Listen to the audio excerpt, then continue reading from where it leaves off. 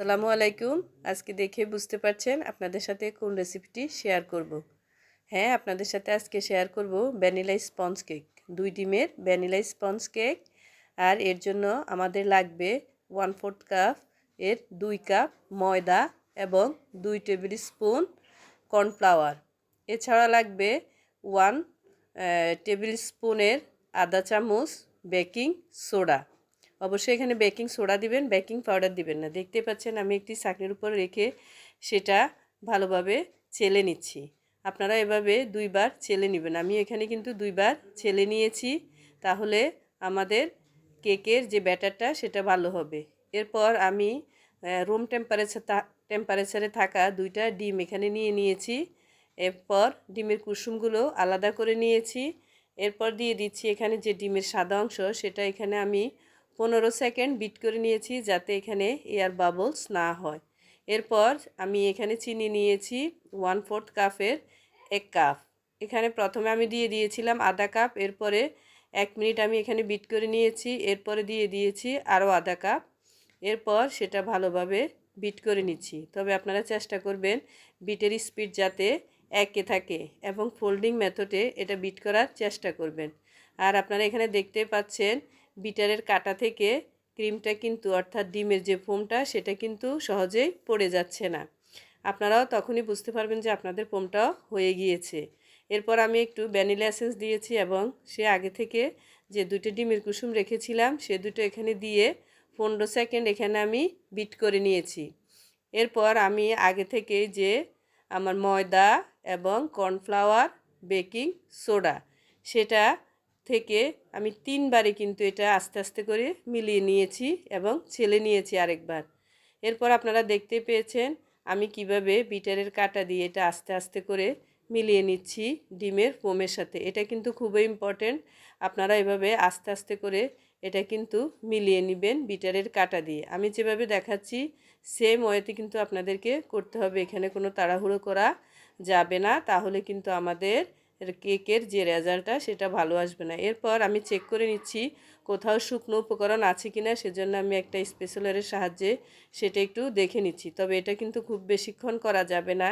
এরপর আমি একটা কেকের মোল্ড নিয়ে নিয়েছি, সেখানে আমি নিচে একটা আমাদের বাসায় যে সাদা কাগজ থাকে সেটা দিয়ে দিয়েছি, একটু তেল ব্রাশ করে দিয়েছি তলানিতে, পাশে অবশ্যই দিবেন না।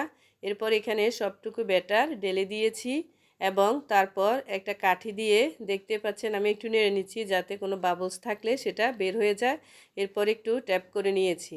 এরপর আপনাদেরকে এখানে বোঝার সুবিধার্থে চুলার যে হিটটা সেটাও দেখে নিয়েছি। আগে থেকে আমি এখানে একটা অ্যালুমিনিয়ামের পাত্র বসিয়ে রেখেছিলাম এবং সেখানে আমাদের তরকারি রাখার যে স্ট্যান্ড আছে সেটা দিয়ে দিয়েছিলাম। এরপর আমার কেকের মোলটা বসিয়ে আমি এখানে 25 থেকে 30 মিনিট, অর্থাৎ আমার 25 মিনিট লেগেছে, আপনাদের 30 মিনিটও লাগতে পারে। দেখতে পেয়েছেন কেকটা কত সুন্দরভাবে হয়ে গিয়েছে। এরপর দেখেন কিভাবে আমি সেটা, যে আমি বেকিং যে কাগজটা দিয়েছিলাম সেটা তুলে নিচ্ছি, একটু কিন্তু পোড়া লাগে নাই এবং কেকটা মাশাআল্লাহ অনেক সফট হয়েছে। আপনারাও যদি আমার মতো কেকটা বেক করে নিতে পারেন এবং আমি যে রেসিপিটা দেখিয়েছি সেই রেসিপিতে করে নেন, তাহলে আশা করছি হতাশ হবেন না। দেখুন কতটা সফট হয়েছে কেকটা। তারপর কেকটা কিন্তু ঠান্ডা হওয়ার পর আমি পাতিল থেকে নিয়েছি। গরম গরম কিন্তু কেকটা কখনোই আপনি চুলা থেকে নামিয়ে নিয়েই এটা কিন্তু সাথে সাথে কাটবেন না, তাহলে কিন্তু রেজাল্টটা ভালো আসবে না। এরপর আমি এখানে নিয়ে নিয়েছিলাম টপিক্যাল হুইপড ক্রিম, সেখানেও আমি দিয়ে দিয়েছি। এখানে ওই যে 1/4 কাপের 2 কাপ পরিমাণ হুইপড ক্রিম এখানে নিয়ে নিয়েছি। আর ক্রিমটার থিকনেস ভালো আসার জন্য এখানে আমি ক্রিমটা যখন বিট করব এর নিচে দিয়ে দেব বরফের টুকরো এবং কিছু পানি, তাহলে আমাদের ক্রিমটা সহজেই কিন্তু স্টিফ হয়ে যাবে।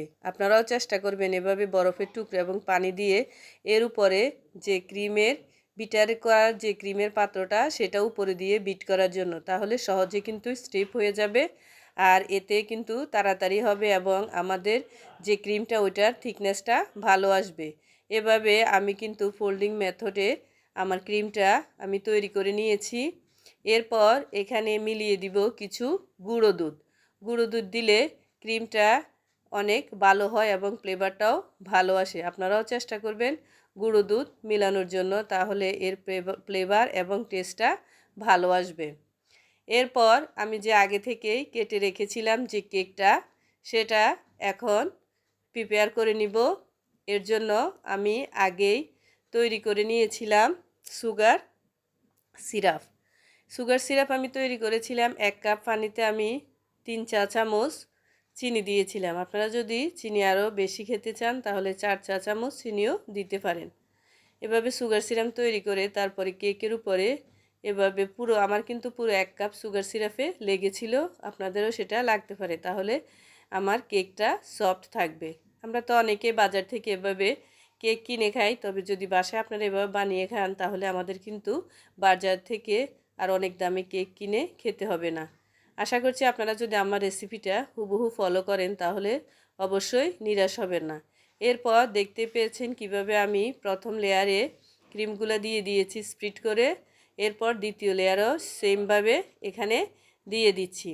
আর আপনারা চাইলে অন্য কালার মিক্স করেও দিতে পারেন। আমি কিন্তু এখানে গোলাপি কালার দিয়ে ডেকোরেশন করে নিয়েছি, তবে এটা যদি স্পঞ্জ কেকটা যদি শুধু আপনি হোয়াইট রাখতে চান সেটাও কিন্তু খেতে অনেকটাই ভালো লাগে। আর যদি এই কেকটা যদি আপনাদের ভালো লাগে বাসায় ট্রাই করবেন এবং আমার চ্যানেলটা সাবস্ক্রাইব করবেন, এবং ফেসবুক থেকে দেখে থাকলে অবশ্যই একটা ফলো, লাইক এবং শেয়ার দিয়ে রাখবেন। আর কেক বানিয়ে খেয়ে যদি ভালো লাগে অবশ্যই একটা কমেন্টস করবেন। সবাই ভালো থাকবেন। আল্লাহ হাফেজ।